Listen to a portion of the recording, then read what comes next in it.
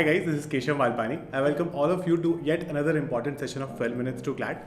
I'm pretty sure a lot of you are preparing for SLAT 2023, which is Symbiosis Law Admission Test, and a lot of you want to clear this exam, go to SLS Pune और नोएडा, जो generally दो destinations रहते हैं, है ना. उसके बाद में हैदराबाद और नागपुर हम लोग कंसिडर करते हैं. तो in this particular session last few days में आपको क्या करना चाहिए अलग अलग सेक्शन में is what I am going to discuss properly section wise, right. उसके अलावा आई थिंक आपको एडमिट कार्ड्स ऑलरेडी मिल गए हैं, तो उसमें आपका स्लॉट पता चल गया होगा. अब स्लैट जैसे एग्जाम में सबसे बड़ी प्रॉब्लम ये आती है कि लास्ट मोमेंट में कितना पढ़े और कितना छोड़े, बिकॉज आपने क्लैट दिया होगा, एलेट दिया होगा, MHCT वगैरह जो भी आपने एग्जाम्स दिए होंगे, वो लास्ट मोमेंट पे लगता है ना कि अभी बहुत कुछ रह गया है, लेकिन टाइम कितना कम रह गया करने के लिए. सो इन दिस सेशन मैं आपको बहुत क्लियर अंडरस्टैंडिंग दूंगा कि कौन से सेक्शन में एग्जैक्टली क्या क्या करो. ऐसे नहीं कि सब कुछ बिना बात के कर रहे हैं, टाइम वेस्ट कर रहे हैं, उसकी कोई जरूरत नहीं है. So let's start with current affairs first. Current affairs में at this point in time अगर आपने कुछ पहले के नोट्स बना रखे हैं तो एक बार वो नोट्स को उठा के रिवाइज करना, और उसके अलावा लास्ट के 6 मंथ्स के जीके टुडे, ठीक है, जीके टुडे के जो 5 फ्री MCQs आते हैं ना, डेली बेसिस पे आते हैं, वो उसको लास्ट 6 मंथ्स के एक बार रिवाइज करना, क्योंकि वहां से काफी सारे क्वेश्चंस डायरेक्टली आने के चांसेस रहते हैं. तो please try to revise them properly so that आपका एटलीस्ट उस पर कमांड बन जाएगा, वो वन लाइनर्स आपको बहुत क्लियरली आ पाएंगे. Now come certain practice based section. For example मान लो अगर हम मैथ्स की बात कर रहे हैं या फिर हम लीगल रीजनिंग की बात कर रहे हैं, तो मैथ्स और लीगल रीजनिंग दोनों में आपको सिर्फ एक ही चीज करनी है. इन केस मैथ्स में आपको ऐसा लगता है कि आपको 2-4 कॉन्सेप्ट्स अच्छे से आते नहीं है, कि आपको परसेंटेज एवरेज में प्रॉब्लम है, अपस्ट्रीम डाउनस्ट्रीम में प्रॉब्लम है, तो एक बार उसको कॉन्सेप्ट वाइज भी करो. लेकिन आपको लगता है कि नहीं मेरे को कॉन्सेप्ट तो पूरे आते हैं, अब मेरे को बस सिर्फ प्रैक्टिस की जरूरत है, तो PYQs करो. ठीक है, 2008 से लेके 2019 तक जो क्लैट के पेपर्स आया करते थे ना मैथ्स और लीगल में पर्टिकुलरली, तो वो सेक्शन एग्जैक्टली स्लैट में वैसे के वैसे ही पैटर्न पे आते हैं. तो आप पास्ट ईयर पेपर्स आपको नॉर्मली गूगल पे मिल जाएंगे, तो आप पास्ट ईयर पेपर्स ढूंढ लो, क्लैट और एलेट दोनों के. ठीक है, CLAT from 2008 to 2019 and AILET from 2008 to 2023. तो ये आपको काफी अच्छी प्रैक्टिस देगा. यही क्वेश्चन आप देखोगे बार बार घूम फिर के उसी पैटर्न के क्वेश्चन आते रहते हैं. तो स्लैट में मैथ्स और लीगल इस तरह से सॉर्ट हो जाएगा आपके लास्ट कुछ दिनों में. उसके अलावा आता है इंग्लिश. अब इंग्लिश में हमको समझ नहीं आता कि क्या क्या आ सकता है. सो देखो, English is not going to be very difficult. Again English में आप क्या कर सकते हो, अगर आपके पास रेनन मार्टिन है ना, तो उसकी थोड़ी एक्सरसाइजेस सॉल्व कर लो, या फिर आपको बेसिक नॉर्मल गूगल करोगे तो प्रीपोजिशन, जम्बल्ड वर्ड्स, जो जनरल क्वेश्चंस आते हैं स्लैट में, उसके क्वेश्चंस बहुत सारे मिल जाएंगे, तो आप वो कर सकते हो. और उसके अलावा अगेन पास्ट ईयर पेपर्स देख लो एलेट वगैरह के. एलेट पर्टिकुलरली स्लैट से काफी कोइंसाइड करता है. अगर हम इंग्लिश की बात करें ना, तो एलेट के पुराने पेपर्स आप सॉल्व करके देखो कि आपसे वो कितने सॉल्व हो पा रहे हैं. तो things would get slightly easier in this particular subject. English is not going to be a problem for most of you. Problem आती है मोस्टली लॉजिकल रीजनिंग में. अब इसमें logical reasoning has again 2 parts. One is critical reasoning and the second one is analytical reasoning. अब कैसे करेंगे दोनों? Analytical reasoning हमने क्लैट के लिए नहीं किया था, बिकॉज क्लैट में नहीं आता एनालिटिकल रीजनिंग, तो वो एक नई चीज है. अगर आपने नहीं की है, मेरा एक स्ट्रॉन्ग सजेशन है, इवन इफ आपके पास अब 5-6 दिन या जितने भी दिन बचे, एक बार एक दिन उस पर स्पेंड करो, बिकॉज उसके क्वेश्चन जरूर आते ही आते हैं. तो बिल्कुल 4 टॉपिक्स कर लो, सिर्फ वेन डायग्राम कर लो, फैमिली ट्री कर लो, ब्लड रिलेशंस कर लो और सिलॉजिज्म कर लो.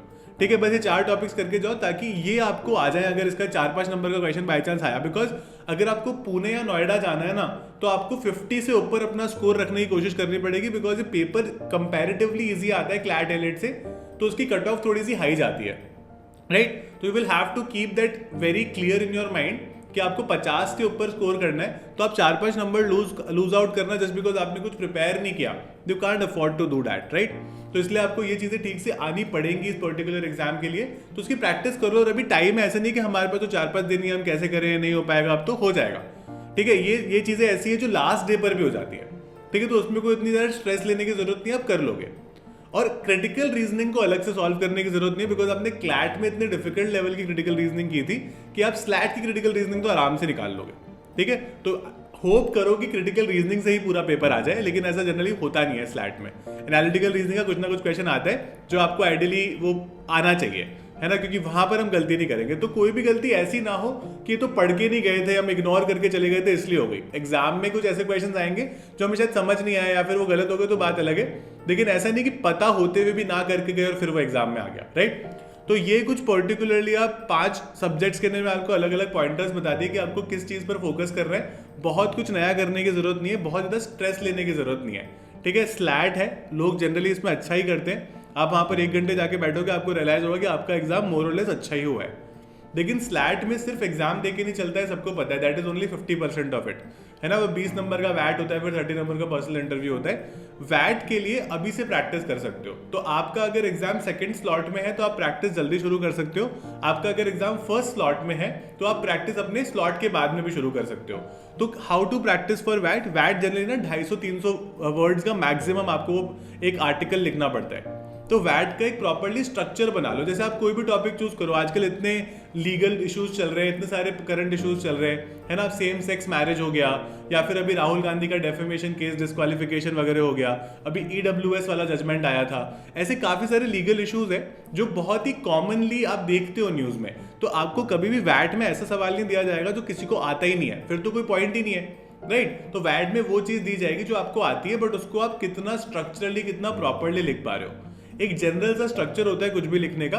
आप एक उसका इंट्रोडक्शन देते हो, उसके फैक्चुअल और लीगल एनालिसिस के बारे में बताते हो। जैसे मान लो अगर मैं EWS की बात करूंगा तो मैं बता सकता हूँ कि EWS किन लोगों को दिया जाता है, कौन सा अमेंडमेंट में आया था, है ना, कौन से कॉन्स्टिट्यूशनल अमेंडमेंट, अभी जो रिसेंटली जो कॉन्स्टिट्यूशन केस चल रहा था उस पर, है ना, उसमें ऐसे हम बता सकते हैं कि क्या उसमें डिस्कशन हुए मेजरली।